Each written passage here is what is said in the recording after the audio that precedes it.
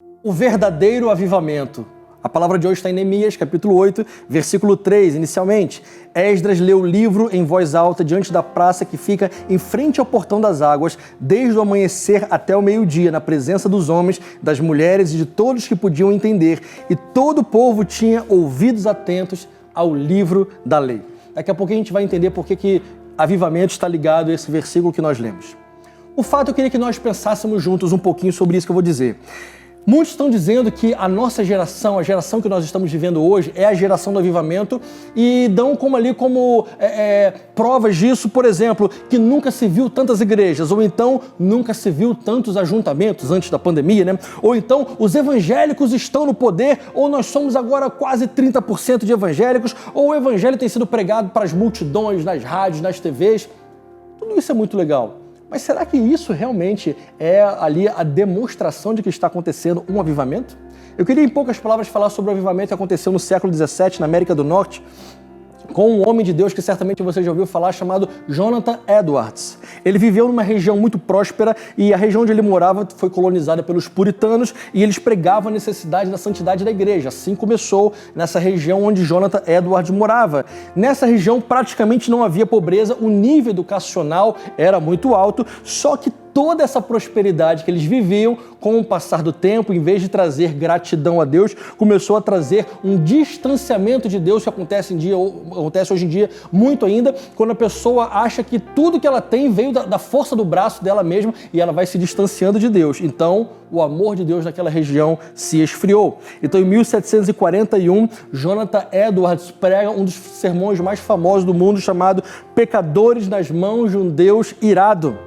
Essa pregação fazia com que a história diz com que as pessoas se segurassem ali nas pilastras das colunas da igreja de tanto medo que tinham de ir para o inferno. Tamanha era a unção e aquele avivamento que começava a acontecer através daquele homem de Deus e de tantos outros. Naquelas décadas ali de 1720, 1730, 1740, começou a acontecer o grande despertamento. E me permita aqui em poucas palavras ler para você um breve relato de Edwards daquela época.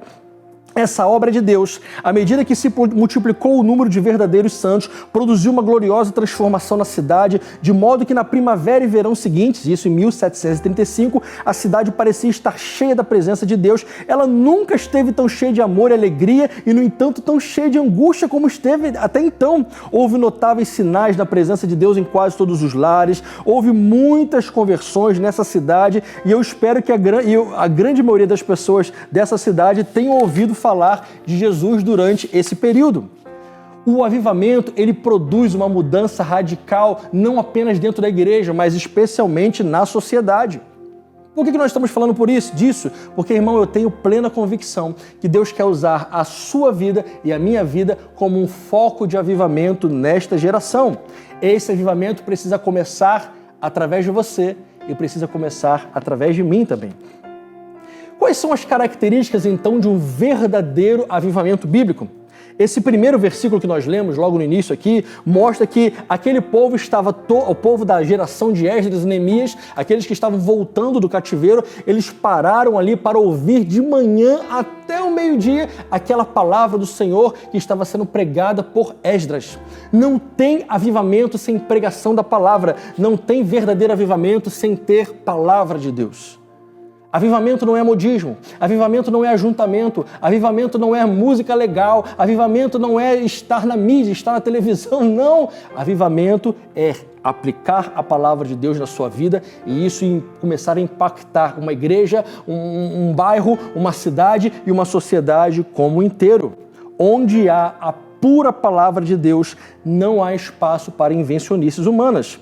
Mas olha aqui outro elemento importantíssimo no avivamento. Aqui no capítulo 8, do versículo 9, a Bíblia diz o seguinte: 8:9, Neemias, que era o governador e sacerdote, e o Esdras, que era o sacerdote, eles ensinavam o povo e diziam: este dia é consagrado ao Senhor, o nosso Deus. Por isso, vocês não devem prantear e vocês também não devem chorar. Aqui no capítulo 9, no dia 24 desse mês, os filhos de Israel se reuniram para um jejum, vestiram um pano de saco, traziam terra sobre a cabeça, eles se separaram de todos os estrangeiros, fizeram confissão dos seus pecados e das suas iniquidades e, levantando-se no seu lugar, leram no livro da lei do Senhor durante uma quarta parte do dia. Na outra quarta parte do dia fizeram confissão e adoraram ao Senhor, seu Deus. Onde há avivamento, há arrependimento pelos pecados, há uma verdadeira e genuína adoração a Deus. Onde há avivamento, não há convivência com o pecado. Onde há avivamento, não tem possibilidade de se continuar vivendo uma vida para agradar o mundo. Não tem como. Onde há avivamento, o povo não anda de acordo com as coisas do mundo. É por isso que em nossa nação nós profetizamos, nós cremos, nós esperamos um verdadeiro avivamento. Mas achar que porque nós estamos no poder, ou então porque temos muitos políticos evangélicos, ou achar que essas coisas são que fazem realmente um verdadeiro avivamento, não são. Jamais se esqueça. Um verdadeiro avivamento é quando a palavra de Deus genuína entra nos corações e na sociedade como um todo, quando há arrependimento dos pecados, quando as pessoas começam a adorar o Senhor, se prostrar perante o Senhor e a nossa sociedade é transformada. Que você seja um foco de avivamento na sua cidade, que eu seja um foco de avivamento na minha família, que todos nós sejamos instrumentos poderosos na mão de Deus. Deus abençoe.